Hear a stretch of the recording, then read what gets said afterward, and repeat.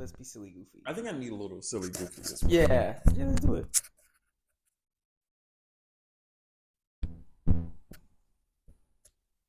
Hello. You're listening to Radicalize Your Mom, the podcast that will turn your mother into a radical.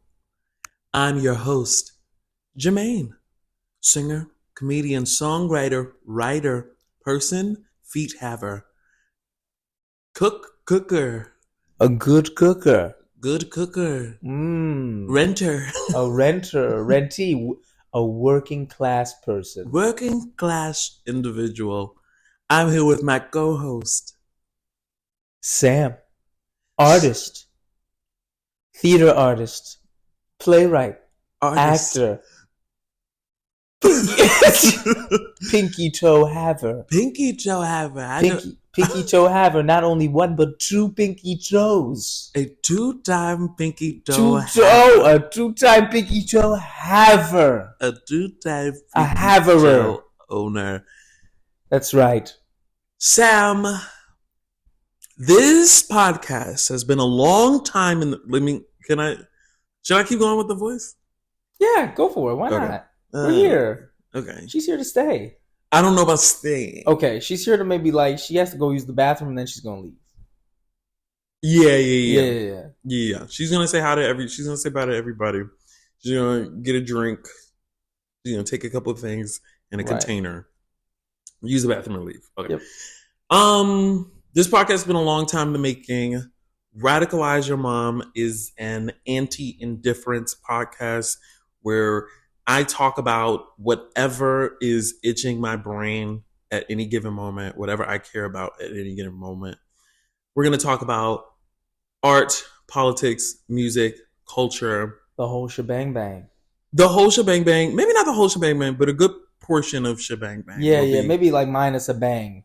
So just the shebang, but not the shebang bang. Yeah. So we're going to talk about shebang, not shebang bang, unfortunately. Light on the bang. Light bang. Light bang. Light It's a light bang, Jermaine. Light bang.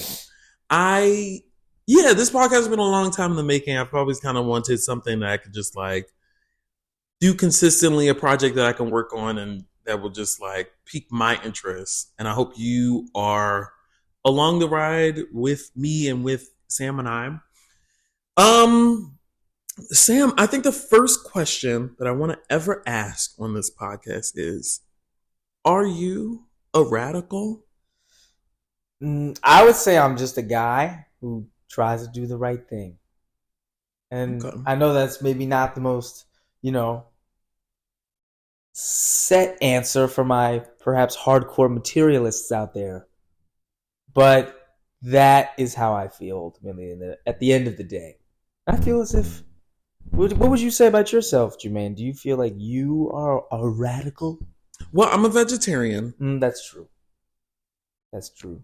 So I think that's something. Okay. I'm also asthmatic. Asthmatic. I'm an asthmatic vegetarian, so I feel like that counts for a lot. Am I a radical?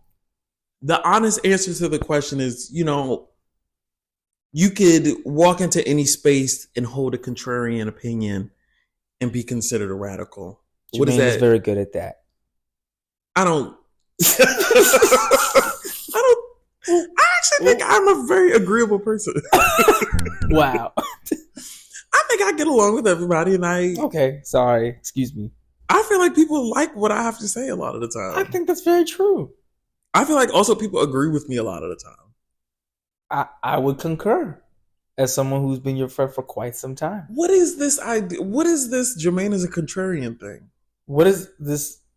Where is the origin of this? I think you have yourself in the past admitted to being a contrarian at times. When? Time and date. I'm not going to do all that. Show me on the calendar. I don't. Show me the documents. I don't Pull them keep out. receipts because I have trust in our friendship. I thought I did too until I was called slurs. Oh my word. As my late Nana Beverly would say, heavenly days. Heavenly days. I don't think I'm a contrarian, but I do think I like a push. I like a challenge. I Like like a a poke. shove. I Not a shove. That's a little too aggressive for maybe you. a shove. Okay, yeah. Maybe it's a shove. Maybe both hands. Ooh. Ooh. Push is an elbow. Both hands. Ooh, elbow. Shove is 2 hands. There's something kind of edgy about an elbow. What would you say? I guess. Yeah. I guess there's something edgy about an elbow. I guess an elbow is where your arm meets an edge. Yeah, but am I a radical? Probably not. You know, you say radicals for, I think in my opinion anyway, you're allowed to call yourself a radical once you die. You know? Well, that I don't think that's you can't. Well, Exactly. And right. you can't call yourself a radical. No, you no. You know, you say that for the people who become your predecessors. Is it predecessors? Successors. Successors. Predecessors is before. You save that for the people who died before you. Yeah. You say that for the people who die after you to call you a radical, but right. I don't know. I think, or more importantly, it's up to the people who are ultimately most impacted by your actions to determine that.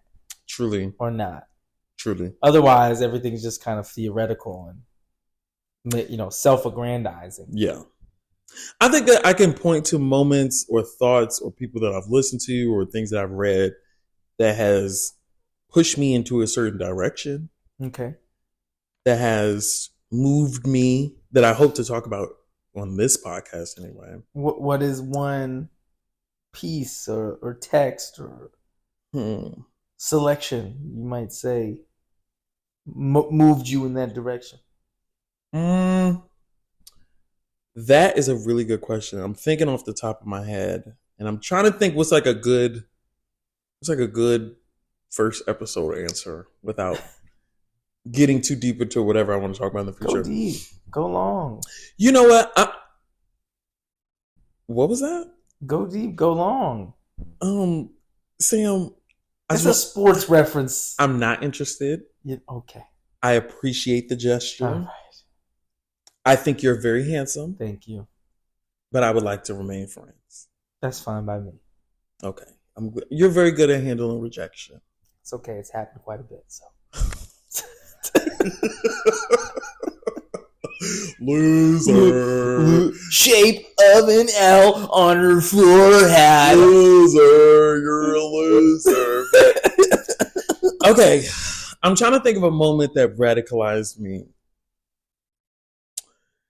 Huh. I'm gonna give it to my brother, and I'm gonna say, I remember one time I was having a conversation with my brother, and he was like, I don't know, my oldest brother was like the first person who was, who was just like straight up outwardly kind to me. I'm just saying this off the top of my head, it's probably not true, but just like the first memory of somebody who was like kind to me, a family member who was kind to me after like I came out, and who was explicitly like, you're gay and I love you and I'm gonna do my job to protect you. It's very sweet. Yeah. It was also followed by, little bruh, I'm so me that people wouldn't even know I had a gay brother. You know what I'm saying? Like, I'm so straight, people wouldn't even know my brother was gay. So, yeah, with a grain of salt. Yeah, it was sweet followed by a little salt. Yeah. But I think of moments like that where, like, just the idea of somebody, like, I think of, like, my family members who love me a lot. And just seeing how many actions that they take to take care of me is a very radicalizing thing. To me, anyway. That is, my brothers, my mom, my grandmothers, my granddad. Those people who really appreciate Jermaine and not the idea of me, or not, whatever place I have in their life, but people who just really do like Jermaine and are just like, I'm here for you. I'm going to protect you. I'm going to care about you. I don't know. It makes me a caring person. It makes me want to care for people in a similar way. Maybe not the same, but similar way. My way. and you've been that way for as long as I've known you. And I say that to segue into probably what we should just mention, given our inaugural episode, which is how do we know each other? Michelle Obama.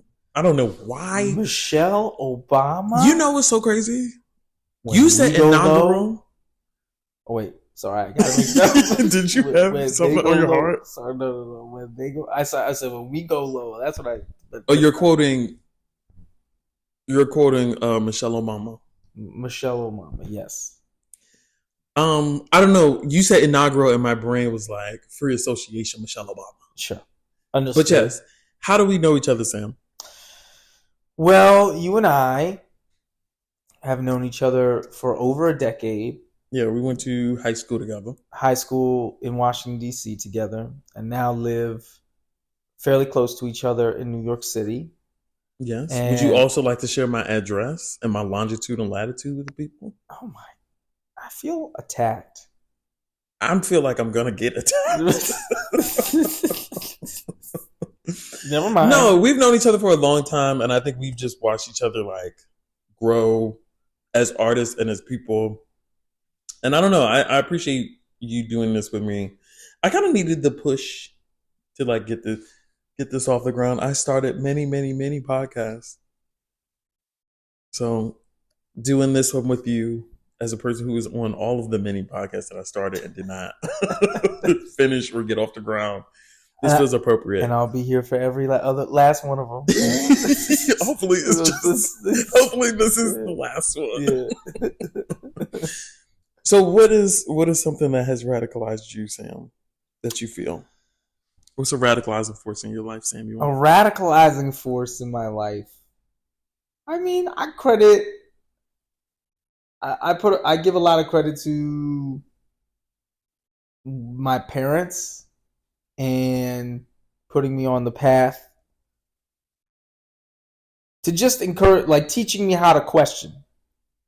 I mean, that's what I really associate with what it means to be radical, is how far are you willing to question the status quo and pick apart what you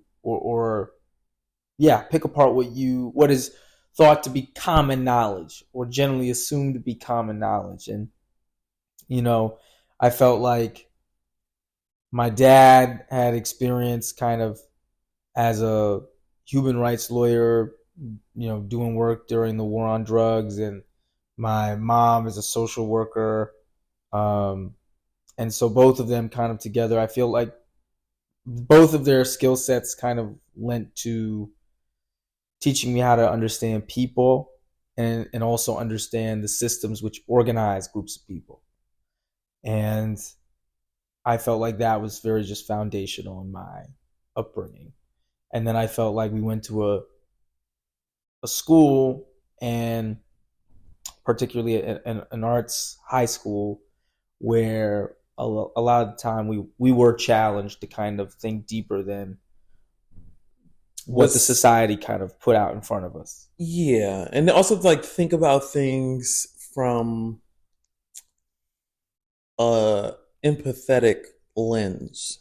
And that's a lot of theater, modern like theater arts and training and methodologies. You're having to get very psychological and look at kind of the deeper subtext of why people do what they do, but also look at the wider kind of historical context that might be motivating them as well. Yeah, I think that like theater in that respect has like taught me that like everybody loves something and everyone is loved by something or someone.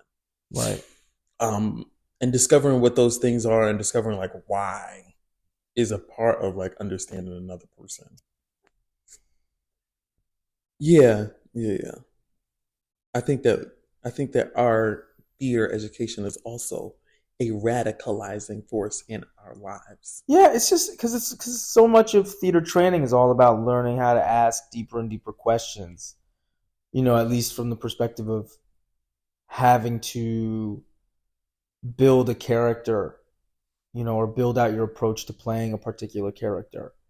It's often encouraged that you drive yourself forward by, what are like some of the central questions your character is asking throughout the course of a story.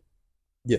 Um, and then for me, I felt like that blended very naturally with the particular kind of Jewish education I got, which kind of in a classical way is all about trying to pick apart text Yeah. and interrogate the deeper meanings of things and the subtext and the subtext of the subtext and ad nauseum. So to me, all of that gelled together very well.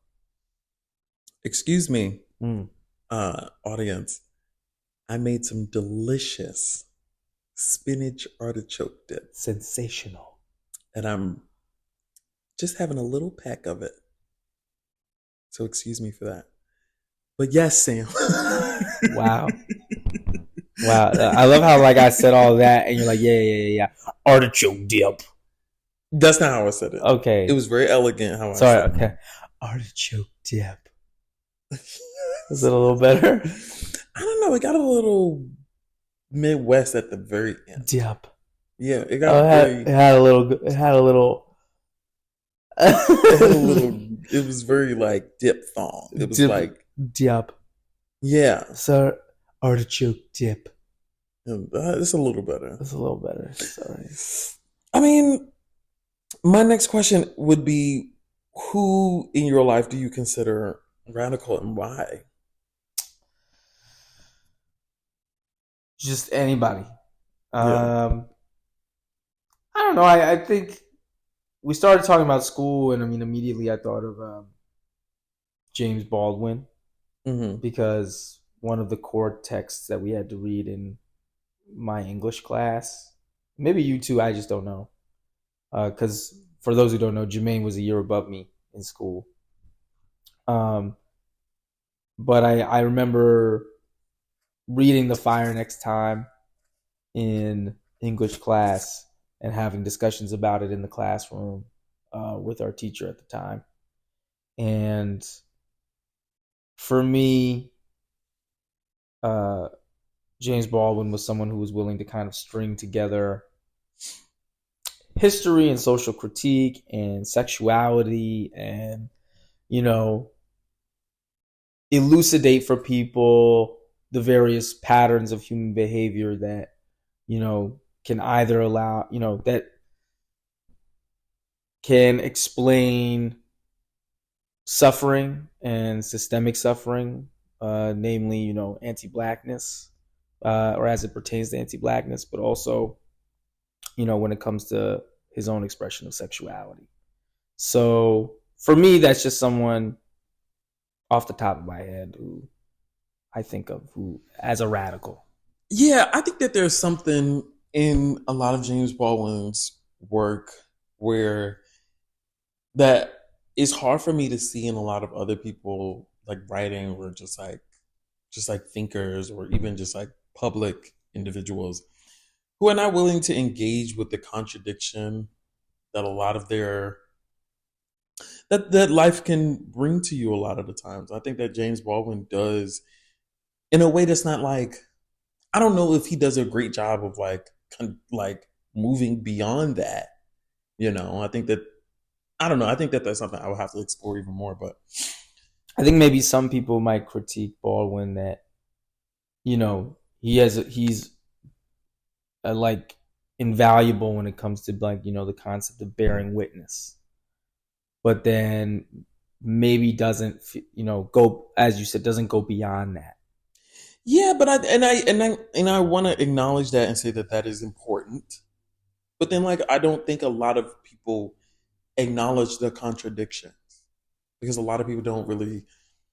A lot of time, people don't care where the contradictions come from, and I think a lot of the time for people, when it comes to these like parts of our lives that we live, where like we know one thing to be true in our heart, but then we know another thing to be true in reality, and those things kind of like bumping up against each other.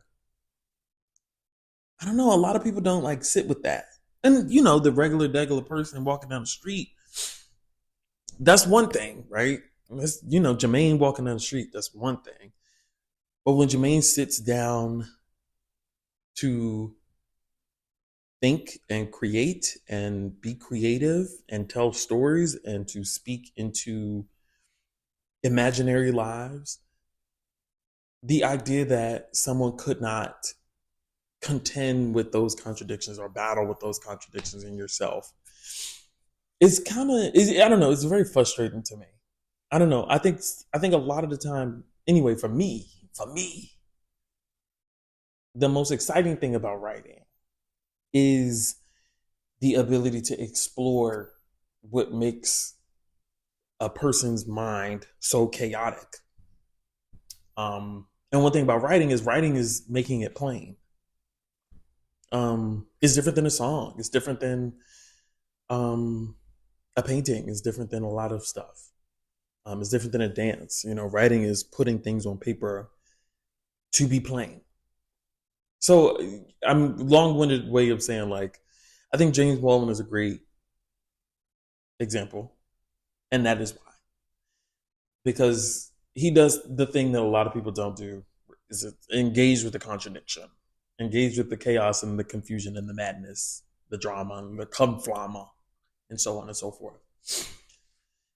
Yeah, I think one radical individual, in my opinion, would be. Were you going to say something? I said, and now it is your turn, Padawan. Barney. I don't know, girl. I think you kind of ate with that one, and that was my answer, and I was just like, it's okay, you got it. Kind of like cursing in my head. You got it when you said that one. I also think, like, I don't know, Captain Planet. Captain Planet. First of all, Captain Planet is a guy that comes into life because 5 individuals from 5 different places on Earth come together and create a new life. And then he goes. It's really like, imagine like someone who doesn't know what Captain Planet is. I feel like they'd be hearing this and they're like, what? What the fuck? First of all, Captain Planet is that. I love Captain Planet. She's that girl. Is that what you're about to say? I think, to me, Captain Planet is a little they them. Captain Planet is a little non-binary moment. Sure. I'm scared to call her she. Okay. I think she would get upset. Ooh. Oh. I gotta catch myself. Look what you did. Okay. Captain Let's talk Planet. about things to expect from the future. Well, I know one of our upcoming episodes, you had inquired if you could interview me about an upcoming trip I'm going to take. Yes. I think that, we'll do that one soon. Yeah. I know some other things that we're going to talk about on the podcast. We're going to talk about dating. We're not going to do a boring ass boys do this and girls do that. Yeah, we're not doing boring dating stuff. I don't know. I'm going to at least try to be provocative with my dating stuff. I feel like between the two of us, we have plenty to talk about. Yeah. I feel like we do. I feel like we got plenty to complain about, actually. Oh, yeah, that's probably. Sheesh. Golly. We're going to be talking about music. Going to have a bunch of different artists on to talk about. There are comedians, singers, songwriters, musicians. We have a wonderful jazz musician in the chamber for you. Yes. We're going to do, I love listening to music. I love examining artists and albums. We're going to do mini album and artist discussions. Those are probably going to be shorter episodes just with me. We're going to do episodes about different topics too, different cultural topics like pronouns, the shows that people are watching. We're going to talk about our bodies as well. What's going on with your body? Is your body changing? Are you going through puberty at the age of 28? I don't know. I've had a couple questions myself. Ugh, sorry. That made me sorry. Sorry. You know what's radical? How many times you make me uncomfortable on this podcast? I have that effect on people. Okay, this is gonna be the last question because this is gonna be a shorter one. Hit it. Okay. Sorry. Sorry. I'm sorry. If you were okay, this is a three-part question. Oh my lord. Are you ready? As ready as I'll ever be. If you were an animal, Okay. what animal would you choose to be? An elephant.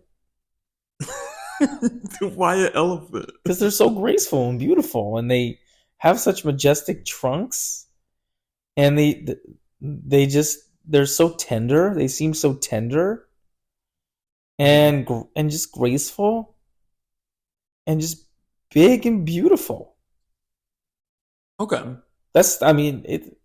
My childhood favorite animal was always an elephant, and specifically a woolly mammoth. I had a stuffed animal named Willie the woolly mammoth. Word. Thank you for sharing that. You're very welcome. The next part of the question is: if you were an animal, what animal do you think I would make you? An otter. Before you. Oh. Okay, yeah. Why would I make you an otter? I don't know. I feel like otters have like a whimsical quality, and I think maybe you think I have a kind of a childlike whimsical quality. I think that about you? Yes, I do. Yes, I do. I want to say otter, but otters are not. I feel like you would be a slimy animal. Okay, which one? A salamander? Like I don't know which one.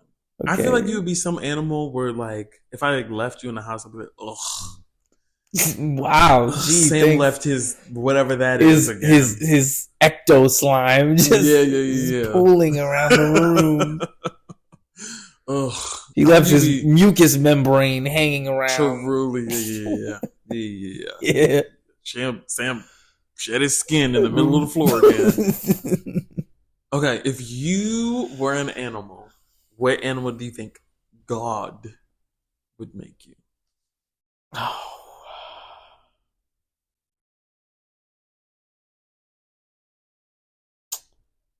That's a hard. I don't know. I think God would make you one of. What? Okay, what? Maybe a golden retriever. Yeah, maybe not a golden retriever, Diva. I think if God made you a dog, it would be one of those dogs who like have trouble breathing out of his nose. I love how Jermaine just wants me to suffer. No. That's not true. Now, don't say that. Just want me to I feel like that would be you. I feel like you would be one of those dogs that's like in those commercials. So like a pug? Is that what you? Maybe. Or you'd be one of those dogs that be in one of those commercials. You know what I mean? No. Where like they're like limping around with 3 legs. I feel like you'd be one of those. So I gotta have a mucous membrane, or I gotta have the 3-legged dog. I feel like there's something a little off about you, Sam. Oh my god. I do. What? In a positive way. I feel like that's a very backhanded thing to say to somebody.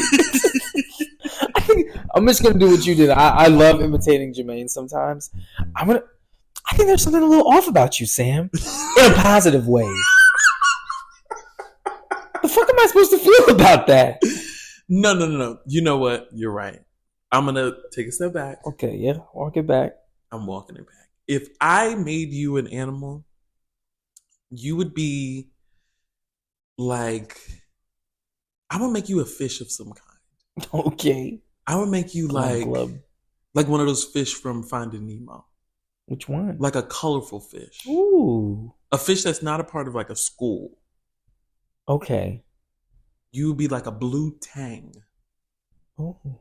Yeah. If I made you an animal, you would be a blue tang. That's gorgeous. You're welcome. Thank you. See, positivity. See, I also think that you're very, very, very smart. I think that like out of all of the living writers, I think you're probably my favorite writer. I know that's kind of like easy for me to say because you're my friend. It's very sweet. You're like the closest writer I know. But I think you're very smart. I think that like out of all the people that I'm starting a podcast with, I'm glad. It could be anybody and I'll be happy about it. But I'm glad that I landed on you.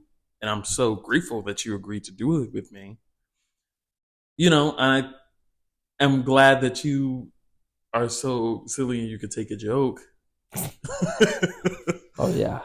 Yeah, because I feel like there's a little bit of a Three Stooges thing we have going on. Who's the third? The listener. No, there we. Listen, it's you, It's Stooge one audience. and two. It's and you are the third Stooge. And you, listener, you're the third stooge. And with that, And with that, this has been Radicalize Your Mom. Are you radical? Are you? we're working on it. It's a work in progress. Yeah, we're working on the ending. Yeah. How should we end this one? Radicalize Your Mom, the podcast where you. Yeah, Yeah, I we think gotta. we're just gonna We're just gonna yeah. fade it out. Thank y'all Thank for you listening. so much for listening. Bye. Radicalize Your Mom is a podcast Supported by supported by viewers like you. Thank you.